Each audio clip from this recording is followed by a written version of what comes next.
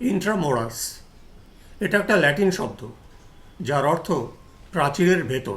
মোরাস মানে হচ্ছে প্রাচীর বা দেওয়াল, দেওয়ালের ভেতর। ফিলিপিন্সের রাজধানী হচ্ছে ম্যানিলা, একটি শহর।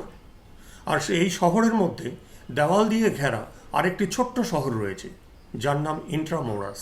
এই ইন্ট্রামোরাস থেকেই স্প্যানিশরা ফিলিপিন্সের ওপর তাদের শাসনকার্য চালাতো। ইতিহাসটা একটু বলে রাখি, ভারতবর্ষ যেমন দীর্ঘদিন ব্রিটেনের উপনিবেশ ছিল, তেমনি ফিলিপিন্স ছিল স্পেনের উপনিবেশ। 1521 সাল থেকে 1898 পর্যন্ত প্রায় 450 বছর স্পেন এখানে রাজত্ব করে। 1898-তে আমেরিকা স্পেনের কাছ থেকে এই ফিলিপিন্সের অধিকার ছিনিয়ে নেয় এবং তারাও প্রায় 50 বছর এখানে রাজত্ব করে। অবশ্য মাঝখানে 2 বছরের জন্য মানে 1762-63 গ্রেট ব্রিটেন এখানে রাজত্ব করেছে। আবার 1942 থেকে 1945 পর্যন্ত জাপানও আমেরিকার কাছ থেকে এই ফিলিপিন্সকে ছিনিয়ে নিয়েছিল। কিন্তু দ্বিতীয় বিশ্বযুদ্ধে জাপানের পরাজয়ের পর জাপান ফিলিপিন্স ছাড়তে বাধ্য হয়। তখন আমেরিকা আবার ফিলিপিন্সটাকে দখল করে ফেলে। কিন্তু জাপানিরা ফিলিপিন্স ছাড়ার আগে এক ব্যাপক হত্যালীলা চালায়। প্রায় লক্ষাধিক মানুষকে তারা নির্বিচারে হত্যা করে এবং ম্যানিলা শহরের অর্ধেকটা ধ্বংস করে ফেলে এবং এই ঘটনা ইতিহাসে ম্যানিলা ম্যাসাকার বলে পরিচিত। অর্থাৎ ফিলিপিন্সের জনসাধারণ প্রথমত স্পেনের বিরুদ্ধে, ব্রিটেনের বিরুদ্ধে, আমেরিকার বিরুদ্ধে এবং জাপানিদের বিরুদ্ধে দীর্ঘদিন সংগ্রাম চালায় এবং অবশেষে 1946 সালে তারা আমেরিকার হাত থেকে তাদের স্বাধীনতা লাভ করে। এবং এই সমস্ত ইতিহাসের সাক্ষী হচ্ছে ইন্ট্রামোরাস।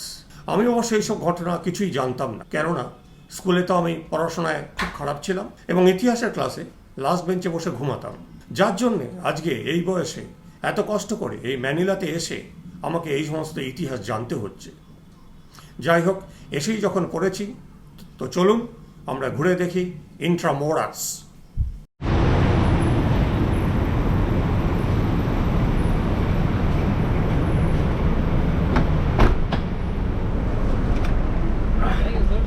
Thank you. Morning. Morning. Cash payment, huh? Yes, cash. Cash.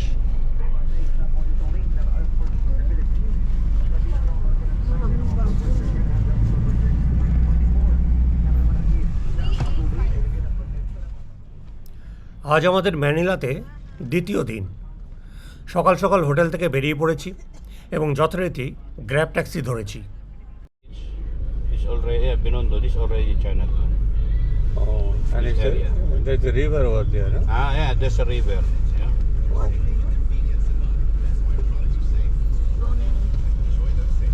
Huh? What's the name of the river? Pasig River. আমাদের হোটেল থেকে এর দূরত্ব প্রায় 10 কিলোমিটার, তো আধ ঘন্টার মতো সময় লাগবে।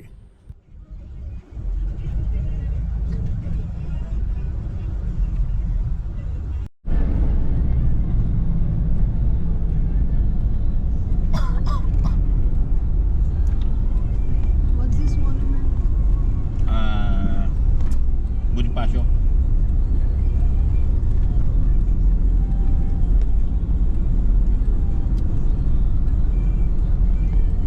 This is Intramuros. সামনেই দেখা যাচ্ছে মুরস বা প্রাচীর, আর এই আমরা ঢুকে পড়লাম ইন্ট্রামুরস।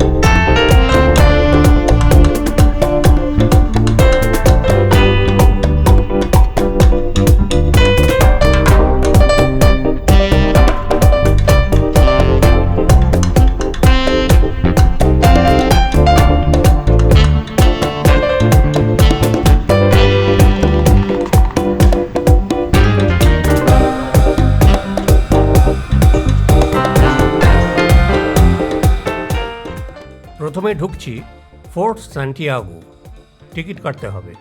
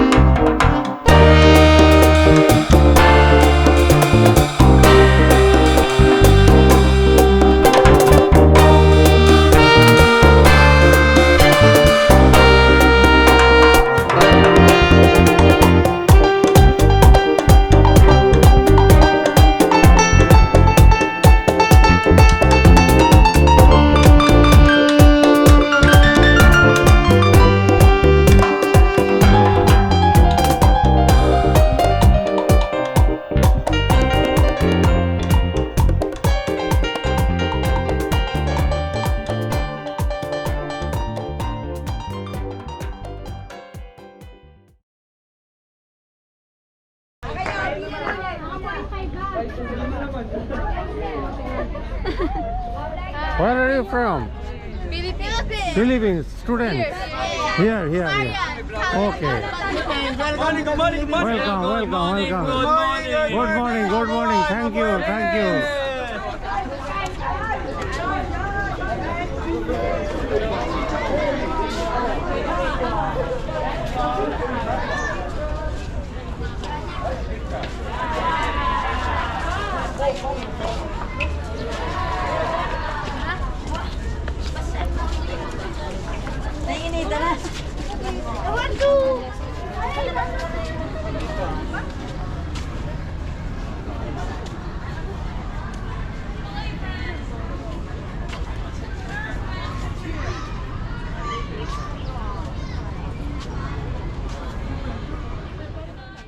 ফোর্ট সান্টিয়াগোর মাঝখানে একটি মূর্তি রয়েছে, জোসে রিজাল।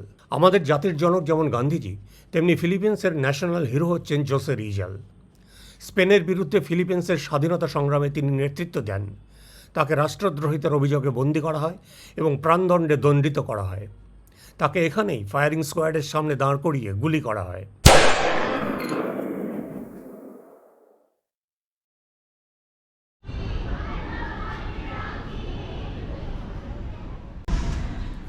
এটা একটা মিলিটারি ব্যারাক ছিল। দ্বিতীয় বিশ্বযুদ্ধের সময় এটা ধ্বংস হয়ে যায়। একটা অংশ নতুন করে তৈরি করে মিউজিয়াম করা হয়। মিউজিয়ামের ভেতরে জোসে রিজালের জীবন বর্ণনা করা আছে। তার হাতে লেখা চিঠি, তার লেখা বই, ব্যবহৃত সমস্ত জিনিস এখানে রয়েছে। তবে ভেতরে ছবি তোলা নিষেধ, তাই আপনাদের দেখাতে পারলাম না।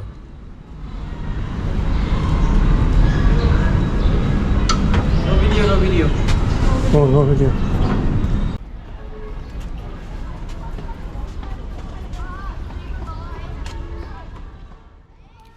এটাও একটা মিলিটারি ব্যারাক ছিল এবং এখানেই জোসে রিজাল শহীদ হওয়ার আগে তার জীবনের শেষ সন্ধ্যাটা কাটান। এটাও দ্বিতীয় বিশ্বযুদ্ধের সময় ধ্বংস হয়ে যায়।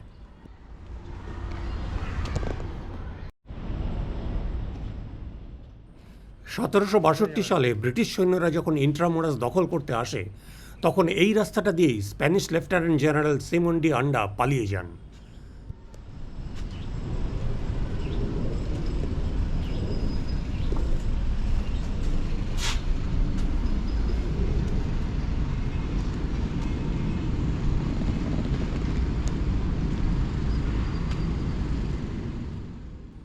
এই নদীটার নাম প্যাসিগ। গাড়িতে আস্তে আস্তে গুগল ম্যাপ দেখে ড্রাইভার যে নদীটার নাম বলছিল, এটাই সেই নদী, প্যাসিগ রিভার।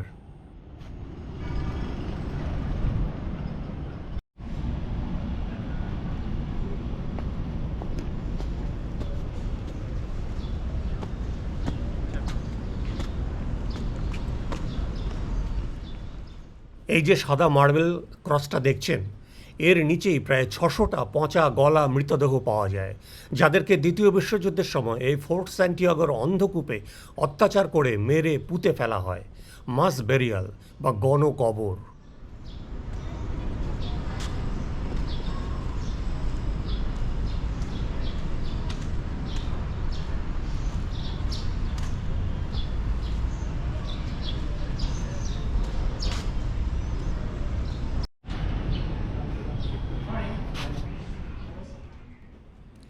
এটা ছিল অস্ত্র মজুত করার গুদামঘর।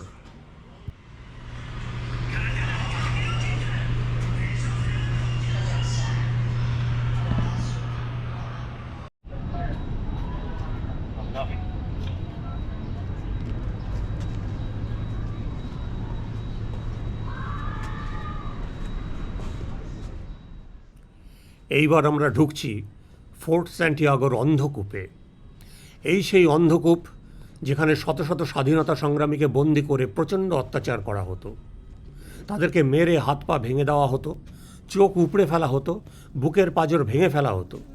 অত্যাচারের নানা রকম পদ্ধতি ছিল স্প্যানিশদের, যেমন চাবুক মারা, দড়িতে ঝুলিয়ে মারা, শ্বাসরোধ করা, পায়ে আগুনের ছ্যাঁকা দেওয়া ইত্যাদি।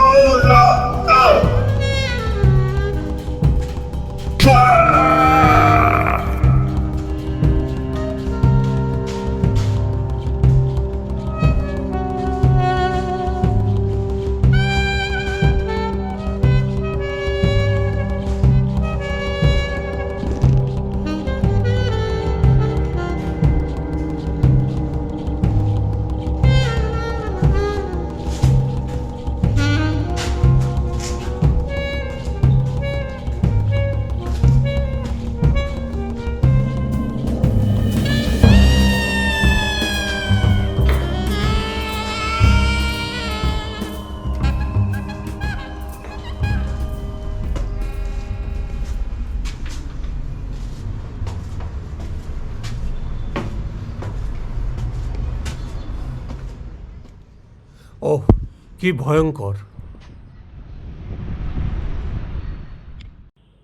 চলুন এবার ফোর্টের উপরের দিকটা একটু দেখে নিই।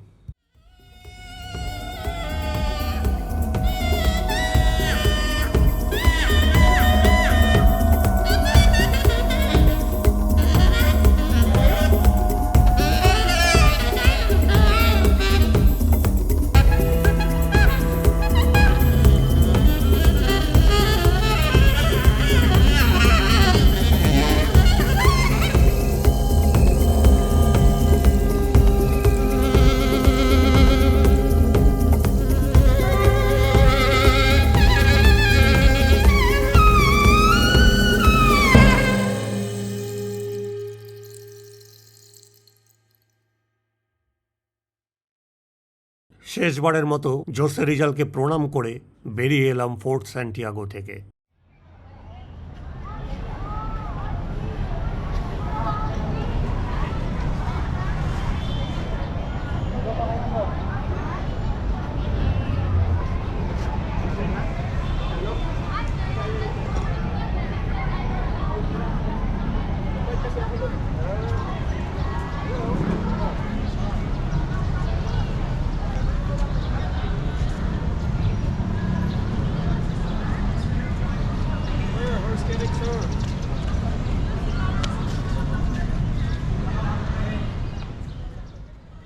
এটা হচ্ছে ম্যানিলা ক্যাথিড্রাল। 1571 সালে স্প্যানিশরা এটা তৈরি করে। দ্বিতীয় বিশ্বযুদ্ধের সময় ক্ষতিগ্রস্ত হয় ও পরে মেরামত করা হয়। এটা ম্যানিলার অন্যতম প্রাচীন চার্চ। ম্যানিলার আর্চ বিশপ এখানেই বসতেন। চলুন ভেতরে যাওয়া যাক।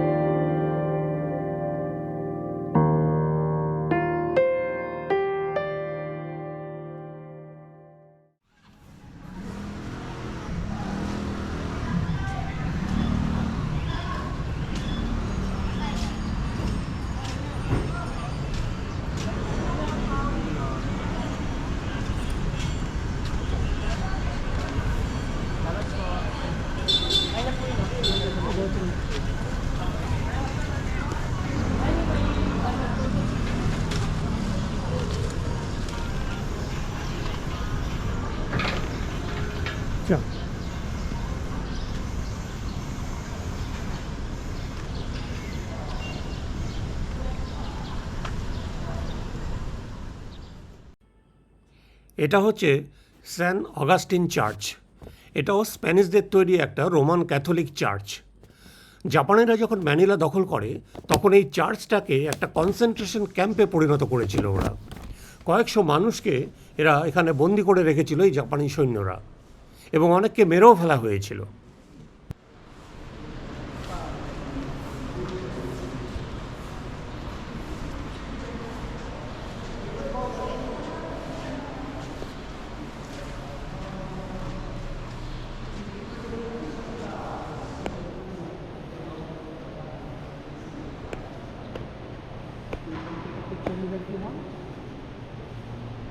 Is your phone? Now, this is also one of the main.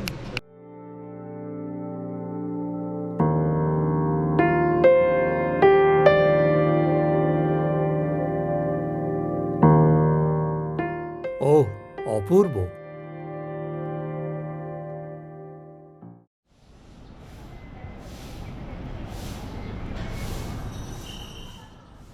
বারবারাস, এটা একটা হেরিটেজ রেস্তোরাঁ।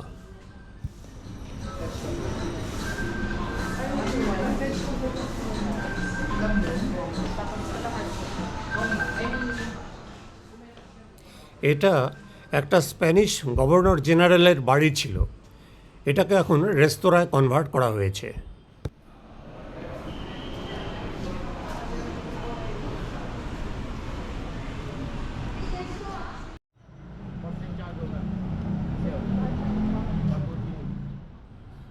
মনে হচ্ছে ইউরোপের কোনো শহরের মধ্যে দিয়ে আমি যাচ্ছি।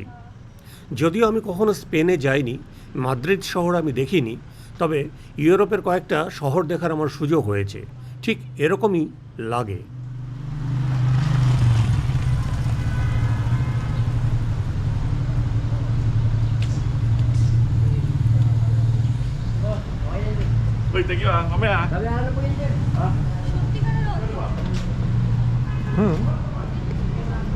Auto, Auto. Not tricycle, not toto.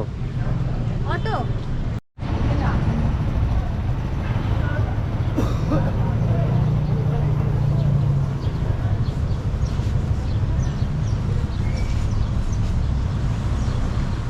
Bicycle around.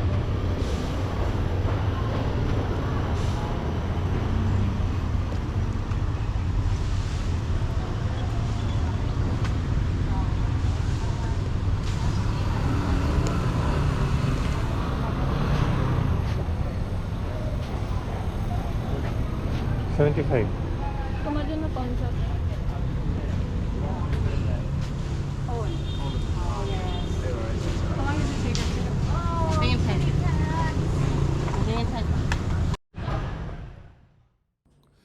বালুয়ার্টে D San Diego, এটা অনেকটা দুর্গের মতো। স্প্যানিশরা তৈরি করেছিল ইন্ট্রামোরাসকে রক্ষা করার জন্য ও নজরদারি করার জন্য, যাতে বহিরাগত শত্রুরা এই শহরকে আক্রমণ করতে না পারে। ইন্ট্রামোরাসের প্রাচীরের গা ঘেঁষেই এটাকে তৈরি করা হয়েছে।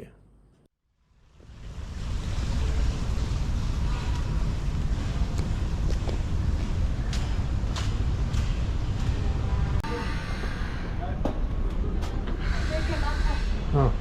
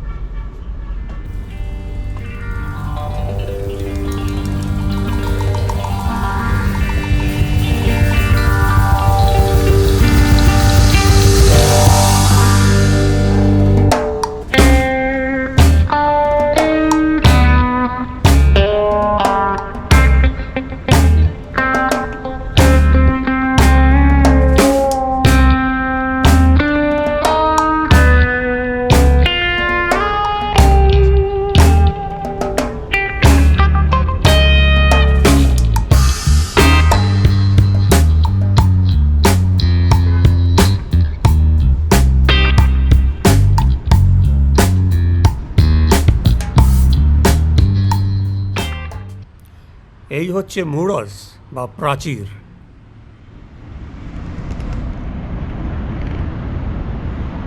পড়ে যাবি তো?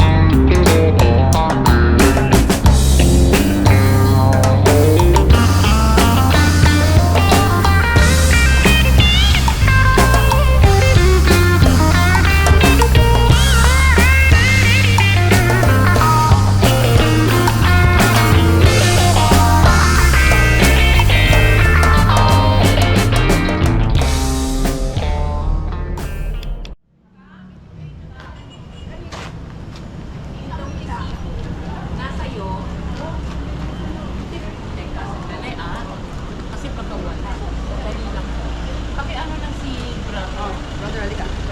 Saan tayo?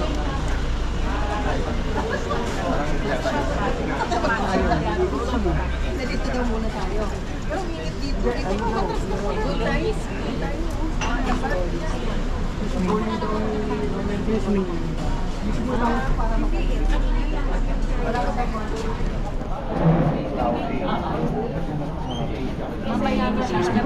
Mamaya na lang, ibayad mo na lang ako dun sa kanya.